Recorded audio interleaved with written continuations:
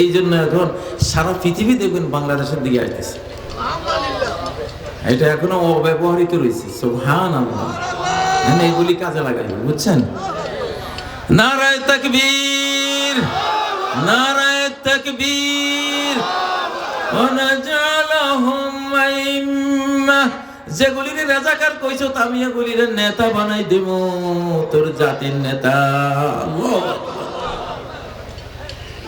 জঙ্গি কইছ, মৌলবাদী কইছ, তারপরে সন্ত্রাসী কইছ, ঠিক না? আমি আল্লাহ ওদেরকে দিয়ে তো করে শাসন করাবো।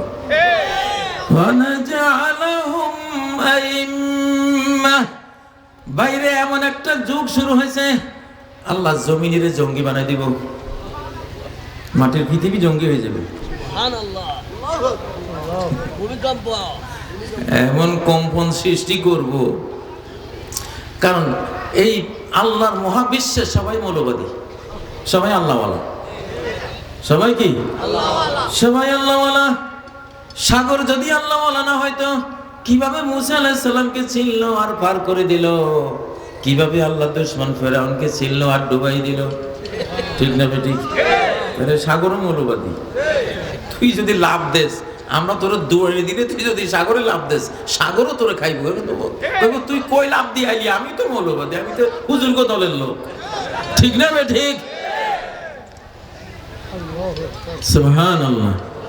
فانفلق فكان كل فرق كالطود العظيم।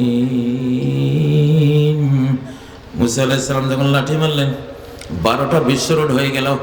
2-3 কিলোমিটার উঁচু হয়ে পানিগুলো গাঢ় বনার দিয়ে দাঁড়িয়ে গেল। মুসা যাও, পার।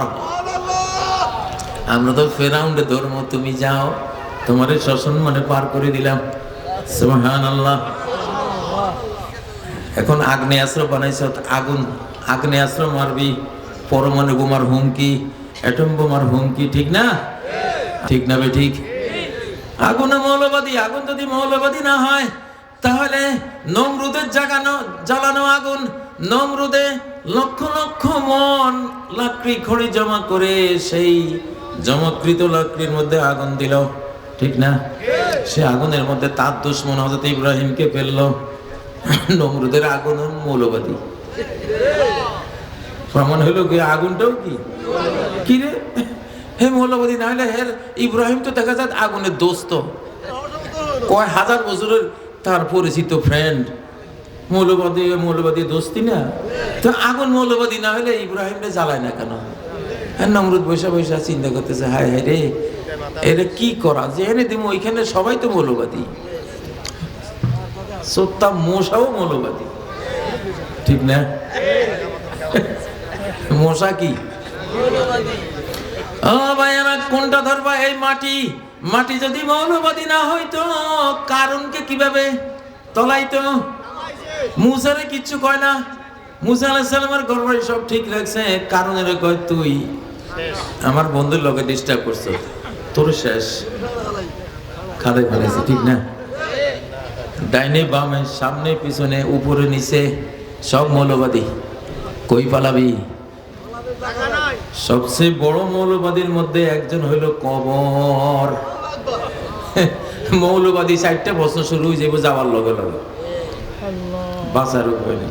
4টা প্রশ্নই মৌলবাদী প্রশ্ন, সিরিয়াস মৌলবাদী। মার রব্বুকা, তোমার রব কে? ওমা দিনুকা, তোমার দিন কি, ধর্ম কি? আমার নবীকা, তোমার নবীকে।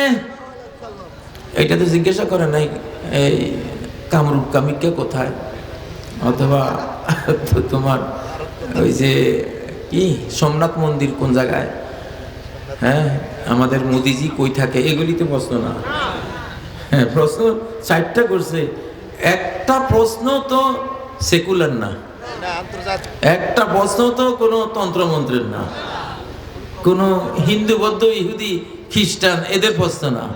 4টা প্রশ্ন কোরআনের কিতাবের, ইসলামের, ঠিক না বেঠিক? তাহলে কবর তো পুরাই মৌলবাদীর আস্তানা। হ্যাঁ, তা আইন খরচ না কবরে আপনারা এইসব প্রশ্ন যে করতে আসবেন, এইসব মৌলবাদী প্রশ্ন আমাদের ভালো লাগে না। তারা আইন কর, ফকিন্নির ভূতেরা পারবে? ও ভাইরা, কবর কত বড় মৌলবাদী, যেগুলি তেড়ি বেড়ি করে কবরে গেছে, এমন চাপ মারবে মৌলবাদী কবরে, চাপের লাগে এই বাহুর হাড্ডি, এই ডানের হাড্ডি বামে যাবে, বামের হাড্ডি ডানে চলে যাবে। বাঙালিরা খেপাইস না, বাংলাদেশি করে খেপাইস না। ওই নাসা মহাকাশের স্টেশন বাঙালিরা দেখুন কতগুলি আছে ওখানে, মহাকাশে যায়। আমেরিকা চলে তো এইসব ব্রেন দিয়ে। আমেরিকার বহু মিসাইল, যে ক্ষেপণাস্ত্র ডিজাইনার হলো বাঙালি। আমার সাথে জেলখানায় একজন ছিল, 86 বছর বয়স। তো আমেরিকায় 3-4টা ইউনিভার্সিটিতে ডক্টরেট করা। তো ওনার সাথে আমি একই ইয়েতে ছিলাম, একই বিল্ডিংয়ে, জেলখানায়। দেখলাম লোকটার মধ্যে, সে সকাল সন্ধ্যা নবীজির দুরূদ পড়ে আর 2 চোখ বেয়ে বুক ভাসায় ফেলে পানি দিয়ে। ভাবলাম যে এই লোকটা ইংরেজি লোক, তো তার এত সাংঘাতিক আবেগ। তো ওনার একটু ঘনাইলাম, গল্প করলাম, কয় যে বিল গেটস যে মাইক্রোসফট কোম্পানি, উনি ওই মাইক্রোসফট, বিশ্বের সেরা ধনী না বিল গেটস, ওই বিল গেটস এর মাইক্রোসফট কোম্পানির উনি কম্পিউটার অপারেটর ছিলেন। আমার বললেন যে বহু বাঙালি, ও তো বিল গেটস তো বাঙালি দিয়েই উঠছে। আল্লাহু আকবার, এমন ব্রেন আল্লাহ তাআলা বাংলাদেশে দিয়েছে। এক বিজ্ঞানী গবেষণা করছে, পৃথিবীর সব জাতির ব্রেন খরচ হয়ে গেছে। তা আমরা চিন্তা করতাম পৃথিবীটা চালাইব কে এখন? পরে বাংলাদেশের ব্রেন গবেষণা করলাম, দেখলাম যে পুরাটাই খালি রয়েছে, আর কিচ্ছু ব্যবহার হয় নাই।